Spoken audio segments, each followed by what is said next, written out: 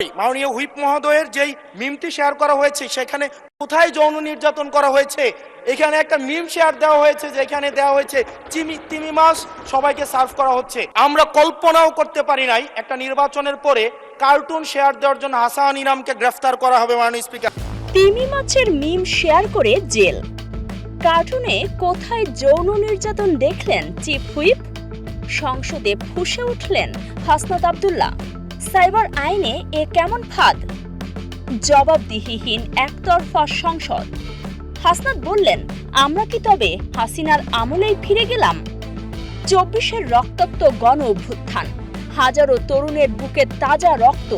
এই রক্তের উপর দাঁড়িয়ে আমরা স্বপ্ন দেখেছিলাম এক নতুন বাংলাদেশের, এমন একটি বাংলাদেশ যেখানে মানুষ নির্ভয়ে কথা বলবে, যেখানে শাসক গোষ্ঠীর সমালোচনা করলে রাতের অন্ধকারে কাউকে তুলে নিয়ে যাওয়া হবে না।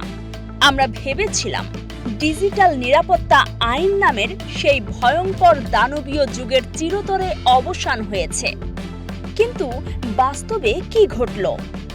একটি নির্বাচনের পর যখন নতুন সংসদ বসল, তখন আমরা দেখলাম এক অবিশ্বাস্য এবং গা শিউরে ওঠা দৃশ্য। কোনো বিশাল রাজনৈতিক ষড়যন্ত্র নয়, কোনো রাষ্ট্রদ্রোহী নয়, স্রেফ একটি কার্টুন বা মিম সোশ্যাল মিডিয়ায় শেয়ার করার অপরাধে একজন সাধারণ নাগরিককে হাতকড়া পরিয়ে জেলে পাঠানো হলো। গ্রেফতার হওয়া সেই যুবকের নাম হাসান ইনাম, আর তাকে জেলে পাঠানোর নেপথ্যে ব্যবহার করা হলো এমন একটি আইন যার অপপ্রয়োগ শুনলে দেশের বাঘা বাঘা আইনজীবীরাও বিস্ময়ে হতবাক হয়ে যাবেন। জাতীয় সংসদের ভেতরে দাঁড়িয়ে এই ঘটনার তীব্র প্রতিবাদ জানিয়ে এক মহা বিস্ফোরণ ঘটিয়েছেন ছাত্রনেতা ও সংসদ সদস্য হাসনাত আব্দুল্লাহ। তিনি সরাসরি আঙুল তুলেছেন সংসদের চিফ হুইপ এবং মন্ত্রীদের দিকে। কি ছিল সেই কার্টুনে? কেন একটি সাধারণ মিম শেয়ার করার জন্য এমন পৈশাচিক আইনি ফাঁদ পাতা হলো? আসুন স্বাধীন বাংলাদেশের নতুন এই পলিটিক্যাল থ্রিলারের পর্দা উন্মোচন করি। ঘটনার কেন্দ্রবিন্দু স্বয়ং জাতীয় সংসদ। ফ্লোর নিলেন সংসদ সদস্য হাসনাত আব্দুল্লাহ। তার চোখে মুখে তখন চরম ক্ষোভ এবং হতাশা। স্পিকারকে সম্বোধন করে তিনি এমন একটি বিষয় উত্থাপন করলেন যা পুরো সংসদের পিনপতন নীরবতা ভেঙে দিল। ঘটনার শুরু একটি রূপক মন্তব্য থেকে। সংসদের চিফ হুইপ কিছুদিন আগে একটি বক্তব্য দিতে গিয়ে তিমি এবং হাঙর মাছের উদাহরণ টেনে রাজনৈতিক স্যাটায়ার বা রসিকতা করেছিলেন। বিষয়টি নিয়ে সোশ্যাল মিডিয়ায় বেশ আলোচনা হয়। এরই প্রেক্ষিতে হাসান ইনাম নামের এক ব্যক্তি ফেসবুকে একটি কার্টুন বা মিম শেয়ার করেন। মিমটিতে দেখা যায় তিমি মাছ রান্না করে সবাইকে সার্ভ করা বা পরিবেশন করা হচ্ছে। এটি ছিল একটি নিছক রাজনৈতিক রসিকতা। কিন্তু এই মিম শেয়ার করার অপরাধে চিফ হুইপের এক অতি উৎসাহী কর্মী হাসান ইনামের বিরুদ্ধে মামলা ঠুকে দেন এবং পুলিশ তাকে সাথে সাথে গ্রেফতার করে। হাসনাত আব্দুল্লাহ সংসদে দাঁড়িয়ে অত্যন্ত ক্ষোভের সাথে বললেন, মাননীয় স্পিকার, আমরা কল্পনাও করতে পারি নাই যে একটি গণ অভ্যুত্থান এবং নির্বাচনের পরে শুধুমাত্র একটি কার্টুন শেয়ার দেওয়ার জন্য হাসান ইনামকে গ্রেফতার করা হবে। আমরা তো হাসিনার আমলে দেখেছি কটূক্তি করার জন্য মানুষকে গ্রেফতার করা হয়। তাহলে আজ কিসের পরিবর্তন হলো? তবে এই ঘটনার সবচেয়ে রোমহর্ষক এবং ভয়ঙ্কর দিকটি লুকিয়ে আছে আইনের মারপ্যাঁচে। হাসনাত আব্দুল্লাহ সংসদে দাঁড়িয়ে এই মামলার আইনি দিকটি যখন বিশ্লেষণ করলেন, তখন পুরো জাতির সামনে বর্তমান সাইবার নিরাপত্তা আইনের এক চরম নগ্ন রূপ বেরিয়ে এলো। হাসান ইনামের বিরুদ্ধে মামলাটি করা হয়েছে সাইবার নিরাপত্তা আইনের ২৫ ধারায়। আপনারা কি জানেন এই ২৫ ধারাটি আসলে কিসের? এই ধারাটি হলো যৌন নির্যাতন বা পর্নোগ্রাফি সংক্রান্ত অপরাধের জন্য। হাসনাত আব্দুল্লাহ স্পিকারের দিকে তাকিয়ে সরাসরি প্রশ্ন ছুড়ে দিলেন, মাননীয় স্পিকার, চিফ হুইপ মহোদয়ের যে মিমটি শেয়ার করা হয়েছে সেখানে তিমি মাছ সার্ভ করা হচ্ছে। এখানে কোথায় যৌন নির্যাতন করা হলো? আমাকে বুঝিয়ে বলুন। এটি এক চরম আইনি প্রহসন। বর্তমান সাইবার নিরাপত্তা আইনে রাজনৈতিক শাটার বা কার্টুন শেয়ার করার জন্য কাউকে গ্রেফতার করার সরাসরি কোনো বিধান নেই।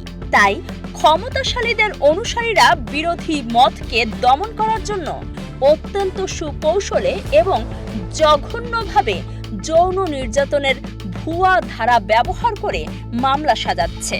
আর এই ভিত্তিহীন মামলায় মানুষকে গ্রেফতার করা হচ্ছে, মাসের পর মাস তাকে জামিন দেওয়া হচ্ছে না। হাসনাত আব্দুল্লাহর অভিযোগ শুধু একটি কার্টুনের মধ্যেই সীমাবদ্ধ ছিল না। তিনি সংসদের কার্যপ্রণালী এবং মন্ত্রীদের জবাবদিহিতা নিয়ে এক বিশাল বোমা ফাটিয়েছেন। তিনি রুলস 163, 165 এবং বিধি 45-এর উল্লেখ করে স্পিকারকে স্মরণ করিয়ে দেন যে একটি কার্যকর গণতন্ত্র বা ফাংশনাল ডেমোক্রেসির মূল শর্তই হল সংসদে মন্ত্রীদের জবাবদিহিতা। কিন্তু গত কয়েক সপ্তাহের সংসদীয় সেশনে এক অদ্ভুত এবং ভয়ঙ্কর ট্রেন্ড বা রীতি শুরু হয়েছে। বিরোধী দলীয় বা সাধারণ সংসদ সদস্যদের তারকা চিহ্নিত প্রশ্নগুলোর সরাসরি বা মৌখিক উত্তর দেওয়া বন্ধ করে দিয়েছেন মন্ত্রীরা। মুখে জবাব দেওয়ার বদলে মন্ত্রণালয় থেকে রেডিমেড উত্তর লিখে এনে তা শুধু স্পিকারের টেবিলে জমা দিয়ে দেওয়া হচ্ছে। এর ফলাফল কি? এর ফলাফল হলো সংসদ সদস্যরা মন্ত্রীদের কোনো পাল্টা প্রশ্ন বা সম্পূরক প্রশ্ন করতে পারছেন না। মন্ত্রীরা সরাসরি কাঠগড়ায় দাঁড়াচ্ছেন না। হাসনাত আব্দুল্লাহ চরম হতাশা নিয়ে বলেন, যদি মৌখিক প্রশ্নোত্তর পর্বই আপনারা বাদ দিয়ে দেন, তাহলে আমরা কাদের কাছে প্রশ্ন করব? এই সংসদ তো তাহলে একটা মনোলগ সেশন বা একতরফা নাটকে পরিণত হবে।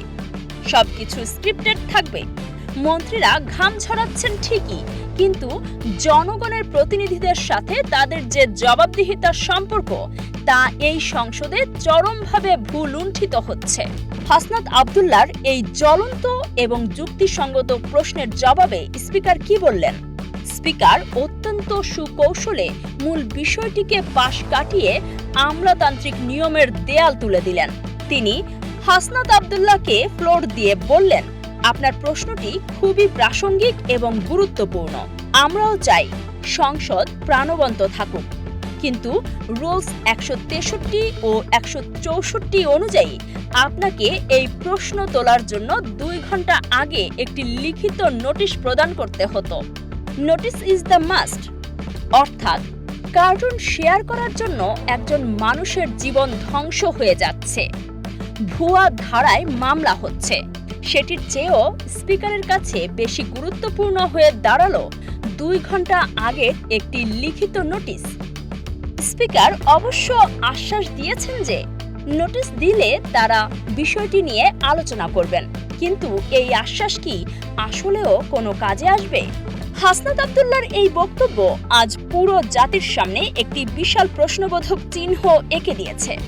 যে ছাত্র জনতা কথা বলার অধিকারের জন্য, মত প্রকাশের স্বাধীনতার জন্য অকাতরে জীবন দিল, সেই স্বাধীন দেশে একটি শাটায়ার বা কার্টুনের জন্য যদি জেলে যেতে হয়, তবে কি আমরা আবারও সেই অন্ধকার যুগেই ফিরে যাচ্ছি?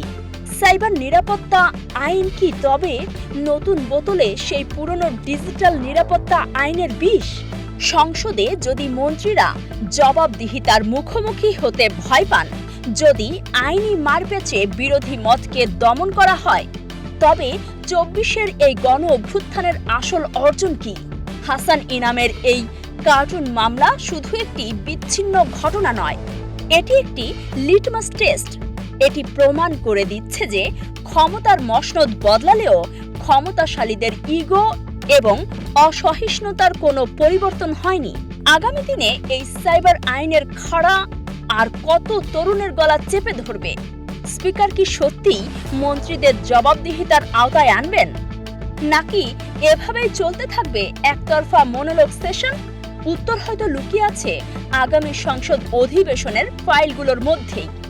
জাতীয় সংসদের অজানা বিতর্ক, আইনি মারপ্যাচ এবং খবরের পেছনের বস্তুনিষ্ঠ বিশ্লেষণ সবার আগে পেতে চোখ রাখুন আমাদের চ্যানেলে। এতক্ষণ দেখছিলেন ইকো অফ বাংলাদেশ। প্রতিদিনের এমন নিউজ আপডেট পেতে সাবস্ক্রাইব করুন আমাদের চ্যানেল। সেই সাথে অন করে রাখুন বেল আইকন।